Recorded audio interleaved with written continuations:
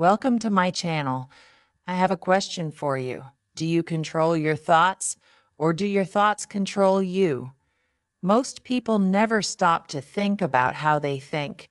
They wake up in the morning, and before their feet even touch the floor, their mind is already full of stress, doubts, and worries.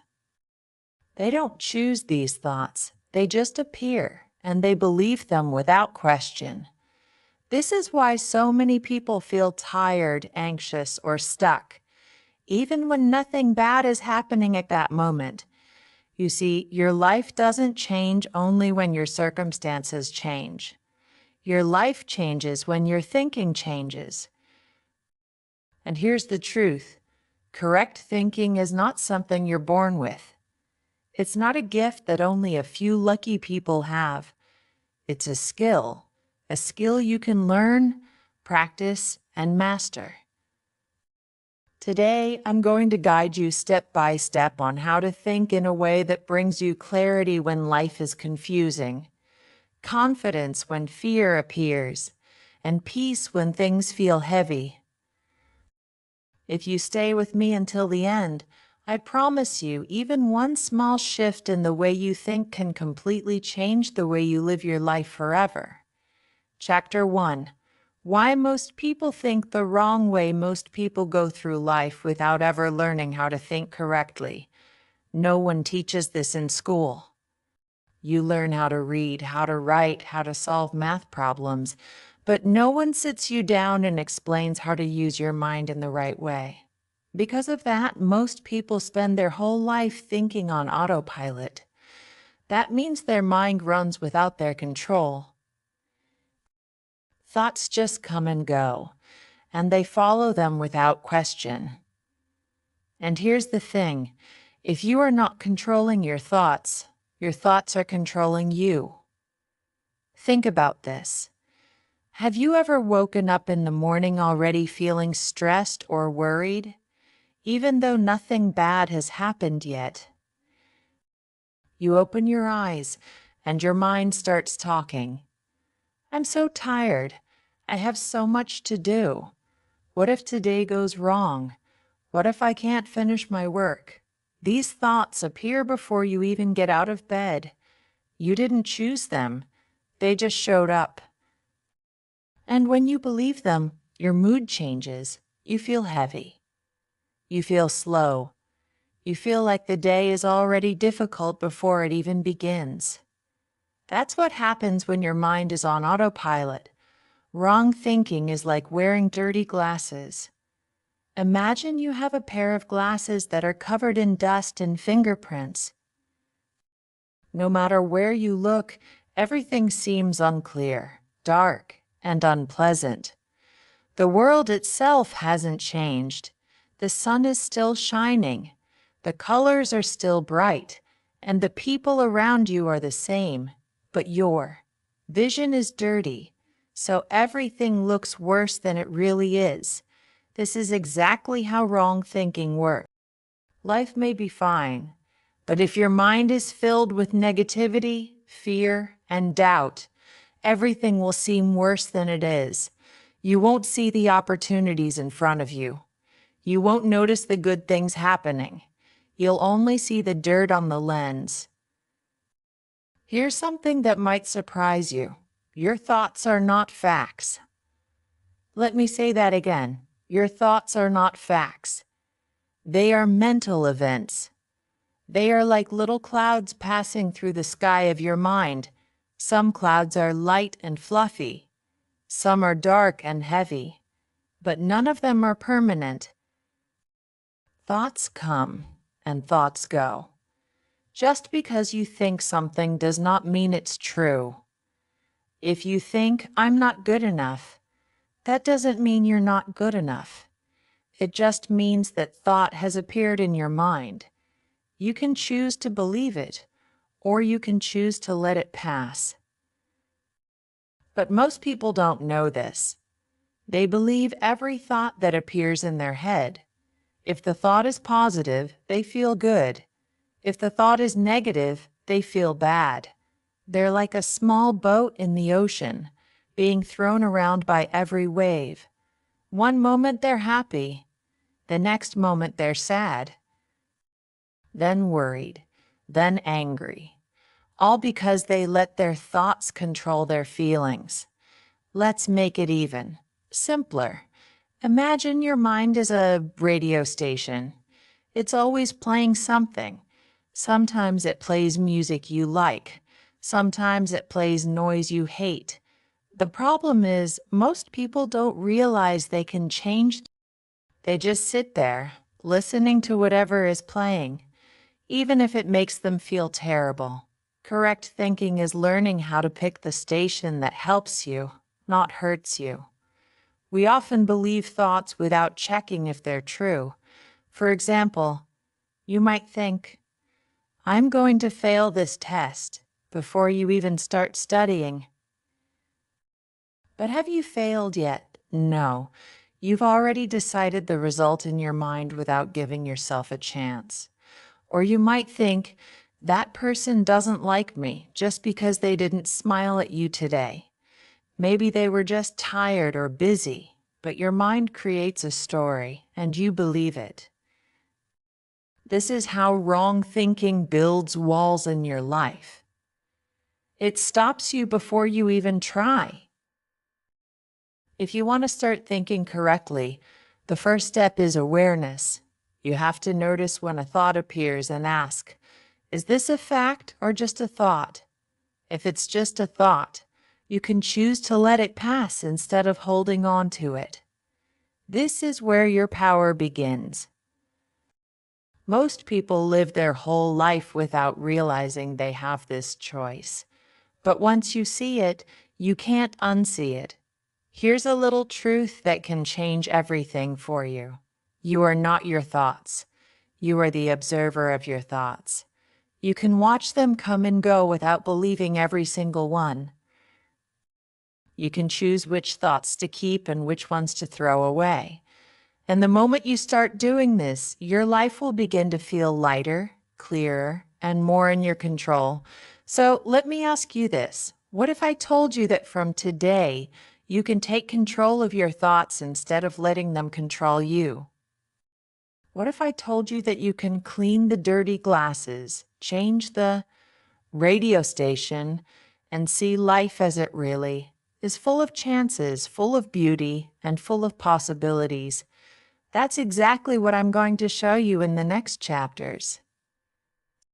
Stay with me because the journey to correct thinking has only just begun. Chapter 2. You are not your thoughts. Your mind is like the sky. It's vast, open, and unchanging in its essence. Your thoughts are like clouds. Some are white and soft. Others are dark and heavy. Some move quickly, some stay for a while. But no matter how many clouds pass, the sky is still there, untouched.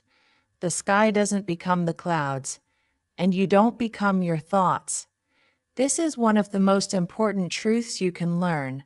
You are not your thoughts. You are the observer, the one watching them come and go. But here's the problem. Most people live as if they are the clouds. A negative thought appears and they say, "This is who I am." A scary thought appears and they believe it's the truth. They let every passing thought decide how they feel and what they do. Let's try something simple together. Close your eyes for 5 seconds. Now notice the voice in your head. It might be saying something about this video. It might be thinking about what you'll do later. It might be remembering something from yesterday. But here's the key. That voice is not you. That's just a voice. You are the one hearing it. You are the listener, not the talker. This is what I call observer mode. Think of it like watching traffic from the side of the road. Cars are passing. Some are slow, some are fast, some are noisy. But you're not jumping into every car and going wherever it takes you. You're just watching them go by. That's how you can treat your thoughts. They appear, you notice them, and you decide if you want to follow them or let them pass. When you don't realize you're the observer, you jump into every thought as if it's your destination. A thought like "I'm going to fail" shows up, and you start worrying for hours. Another thought says, "I'm not good enough," and you stop yourself from trying. But when you know you're the observer, you can say, "Oh, here's that thought again," and let it move on without giving it your energy. Here's the power in this, creating space between your thoughts and your reaction. Most people have no space. A thought appears and they instantly react. They feel angry, sad, scared, or stressed, without even questioning if the thought is true. But when you step back into observer mode, you have a choice. You can breathe. You can ask yourself, is this thought useful? Is it helping me? And if it's not, you can let it go. Imagine if every time a negative thought came into your mind, you had a 5-second pause before reacting. In that pause, you could choose to stay calm instead of getting upset. You could choose to keep working instead of quitting. You could choose to think differently. That small space between thought and action is where your real power lives. Let's use another example. Imagine your thoughts are like a TV channel. Some programs are happy and inspiring. Others are scary and stressful. Most people don't realize they can change the channel. They just sit and watch whatever is on, even if it's making them feel bad. But as the observer, you have the remote. You can say, "No, I don't want to watch this," and switch to something that helps you. You might be wondering, but how do I stop believing every thought?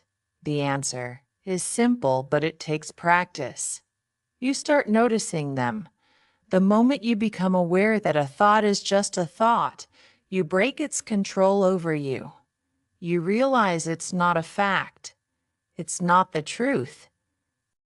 It's just a cloud passing through the sky of your mind. And here's something amazing. Even the darkest clouds eventually pass. You don't have to push them away. You don't have to fight them. Just let them move on. If you don't hold them, they can't hold you. This is why meditation and mindfulness are so powerful. They train you to sit back and watch your thoughts without getting lost in them. But you don't need to be a monk or meditate for hours to do this. You can practice anywhere, while walking, while washing dishes, even while waiting in line. Just notice what your mind is saying, and remember, that's not you. You're the one watching. Once you start living as the observer, your relationship with your mind changes completely. A bad thought no longer ruins your day. A scary thought no longer stops you from trying. You realize that your mind is like the weather, sometimes sunny, sometimes cloudy, sometimes stormy. But you are always the sky.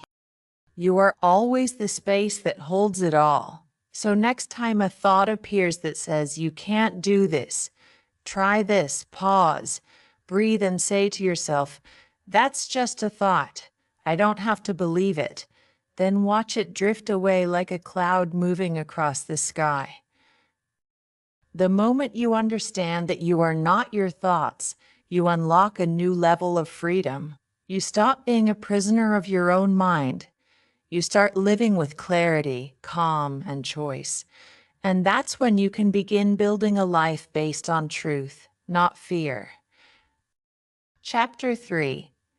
Train your mind like a muscle. Your body needs exercise to stay strong, healthy, and flexible. If you stop moving, your muscles become weak. The same is true for your mind. If you don't train it, it becomes lazy, negative, and easily controlled by stress. But here's the good news.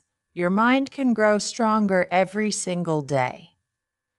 Just like your body, you can shape it, strengthen it, and make it work for you instead of against you. Think of your mind like a muscle in the gym. If you lift weights once and never again, will you get strong? No. If you train your mind only when you feel motivated, will you get lasting results? No. But if you work on it daily, even for just a few minutes, you will see amazing changes. And here's the spike moment. You can start reprogramming your mind in just minutes each day. That's all it takes to begin. Let's talk about how. There are simple daily habits that anyone, yes, even you, can do to train the mind. First is positive self-talk. This means speaking to yourself with encouragement instead of criticism. Every morning, before you touch your phone or start your day, say something kind and strong to yourself. It can be as simple as, I can handle today. I am learning and growing. It might feel strange at first, especially if you've spent years talking to yourself in a negative way. But just like a muscle, your mind will get used to it. Soon, your brain will start choosing these thoughts automatically. Second is reading. Reading is like nutrition for your mind. When you read something inspiring or educational every day, even just for 5 minutes, you're feeding your brain with good ideas. Instead of starting your day with social media or bad news, start with a page from a book that lifts you up. Over time, these words become part of your thinking. They start shaping how you see the world. Third is reflection. This is where you take a few minutes to think about your day, your choices, and your lessons. You can do this in the morning to plan your day with purpose, or in the evening to review what you learned. Reflection keeps your mind focused on growth instead of just reacting to whatever happens. Fourth is short meditation. You don't have to sit for hours in silence. Even 2 to 5 minutes a day can make a difference. Close your eyes, focus on your breathing, and simply notice your thoughts without chasing them. This trains your mind to stay calm and focused, even in stressful situations. Let me share a short story. I once knew a student named Aisha. She was always stressed, always overthinking, and often doubting herself. One day, I told her about training the mind like a muscle. She decided to try it for 30 days. Every morning, she spent 2 minutes saying positive things to herself. She read one page of an inspiring book.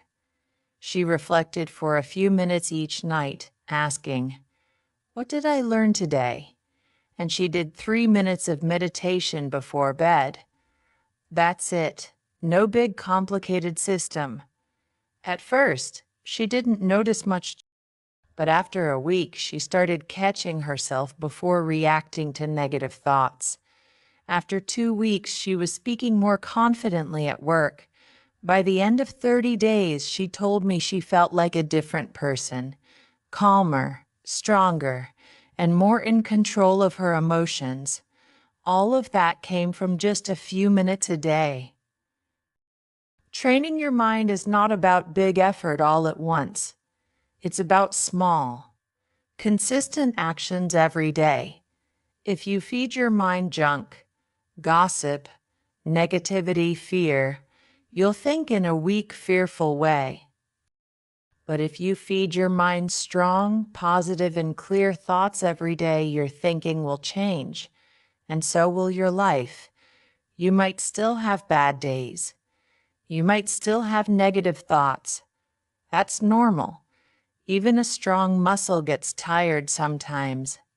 But with daily training, you recover faster. You bounce back with more strength. You face challenges with a clearer mind and a braver heart.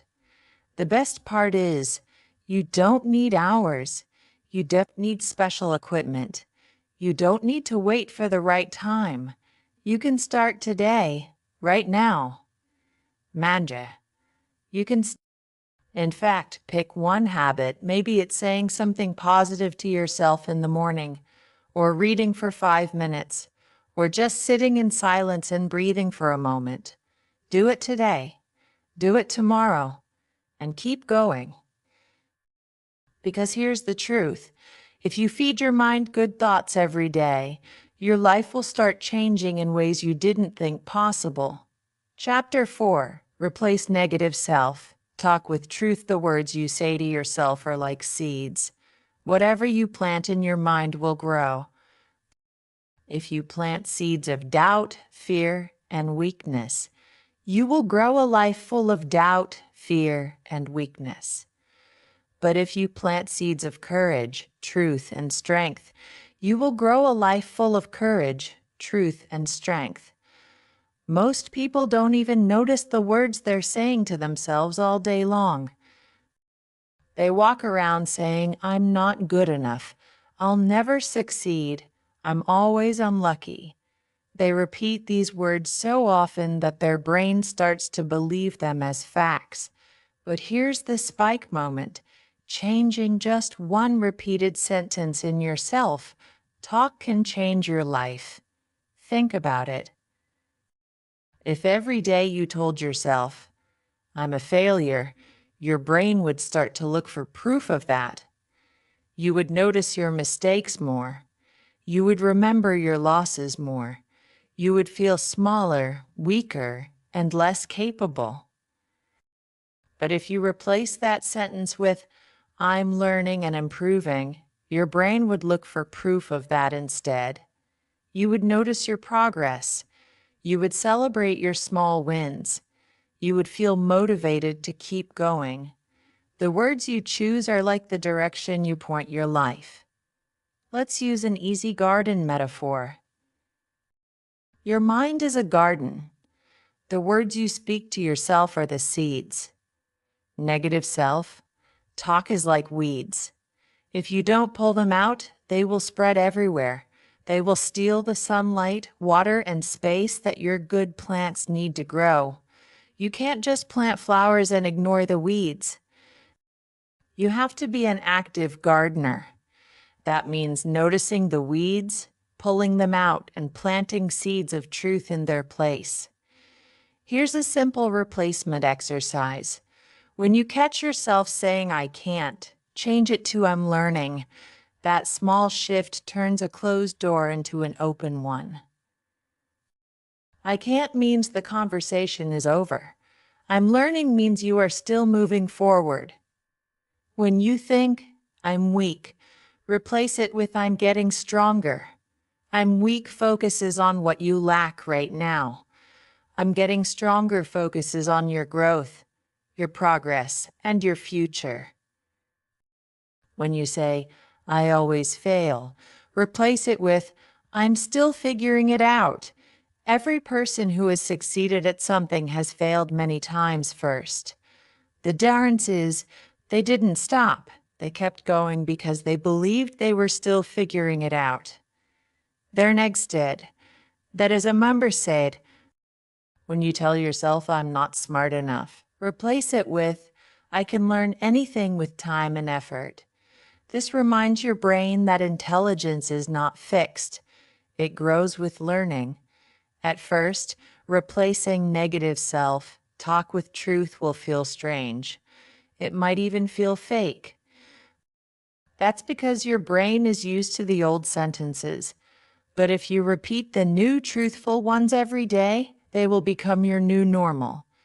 Just like a gardener who plants the same seeds every season, you will begin to see new growth in your mind and your life.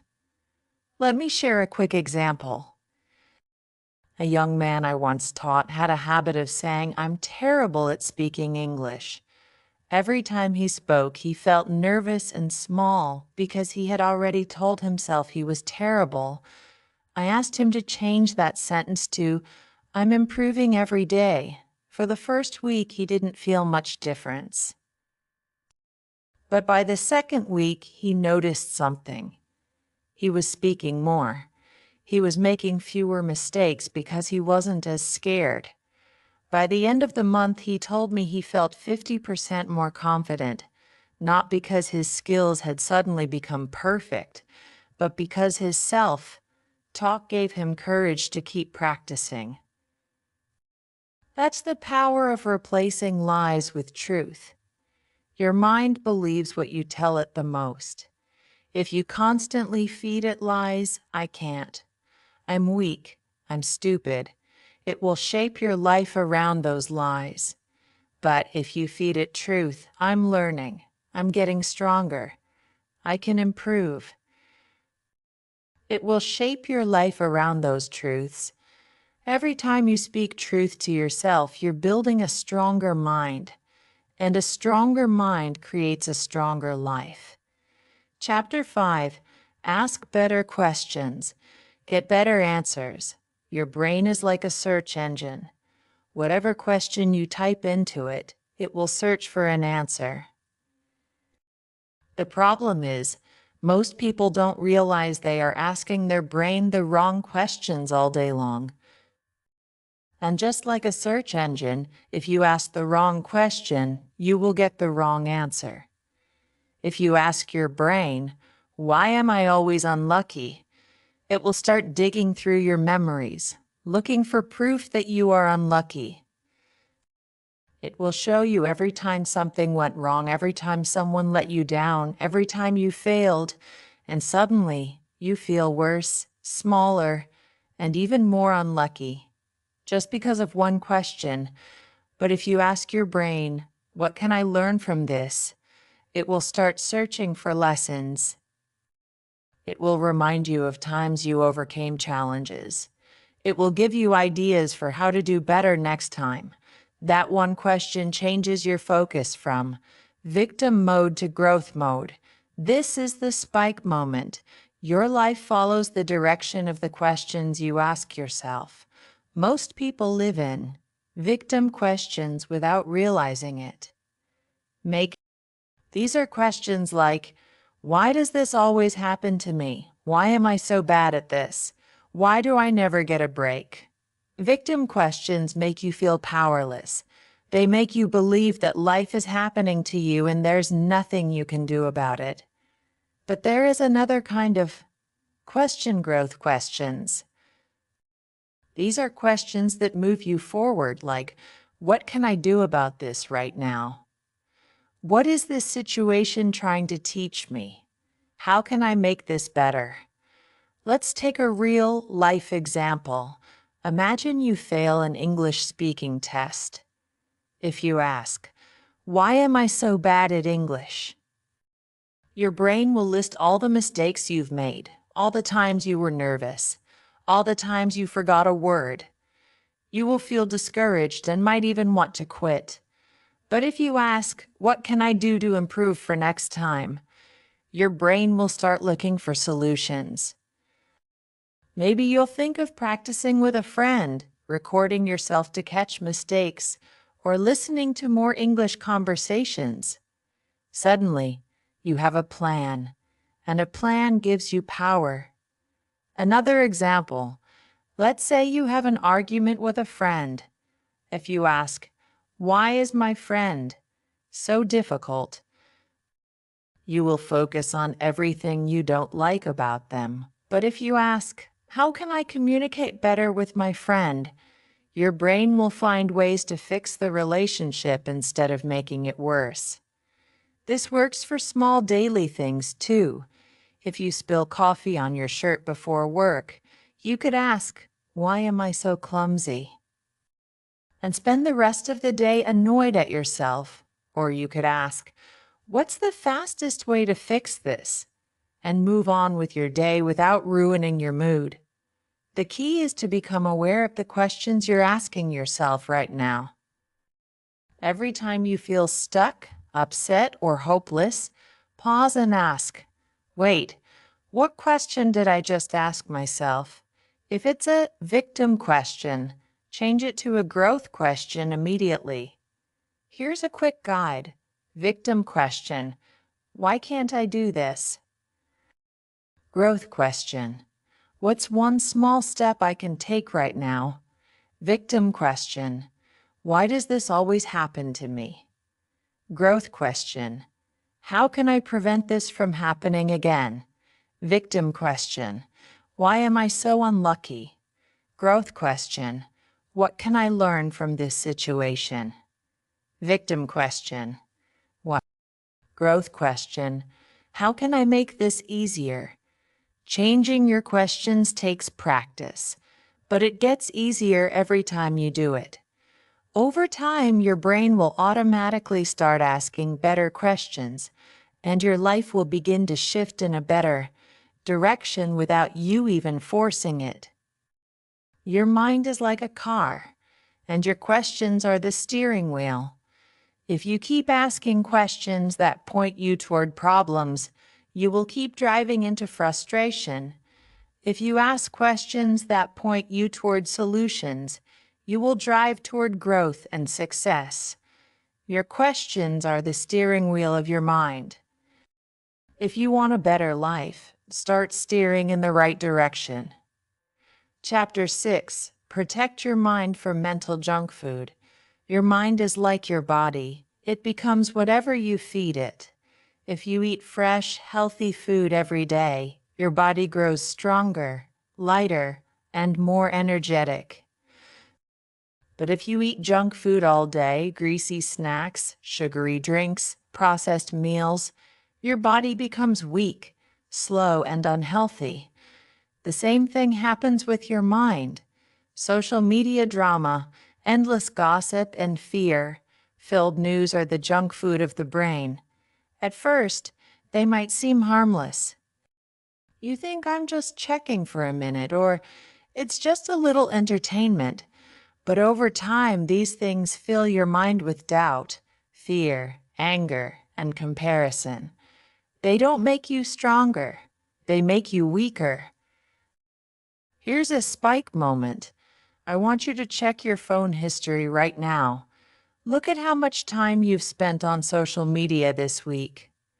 Look at what kind of content you've been watching, reading, or listening to. Has it been teaching you something? Has it been helping you grow? Or has it just been filling your mind with mental junk food? Most people are not unhappy because of who they are. They are unhappy because of what they keep feeding their minds. If every morning you start your day scrolling through bad news, comparing yourself to strangers online, and reading negative comments, you've already fed your brain. Poison before breakfast. You must become the gatekeeper of your mind. A gatekeeper decides what gets in and what stays out. Just like a guard protects the entrance to a building, you must protect the entrance to your mind. Not every idea, opinion, or piece of content deserves a place inside your head. MacDes. Here's how to start protecting your mind. If something makes you feel small, angry, or hopeless, ask yourself if it's worth keeping in your mental space. If a conversation is full of gossip and negativity, you can leave it or change the subject. If your social media feed is full of content that drains your energy, unfollow or mute it. Replacing mental junk food with mental nutrition doesn't mean you can never watch something funny or relax online. It just means you're mindful of the balance. You can have a snack sometimes, but you don't live on snacks.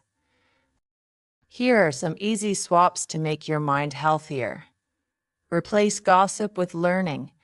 Instead of talking about other people's mistakes, read or watch something that teaches you a new skill or inspires you. Replace noise with silence.